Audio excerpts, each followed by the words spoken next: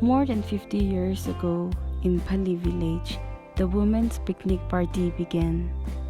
More than a picnic, it is a sacred time when mothers and womenfolk unite, sharing joy, easing burdens, and praising the Lord. From the laughter at the grounds to the love feast carried home, its spirit fills every family. Ayaukon Productions proudly honors the women of Pali, the guiding light of our village. This song, Pali Wiri Kumhor, is a tribute to all our beloved womenfolk.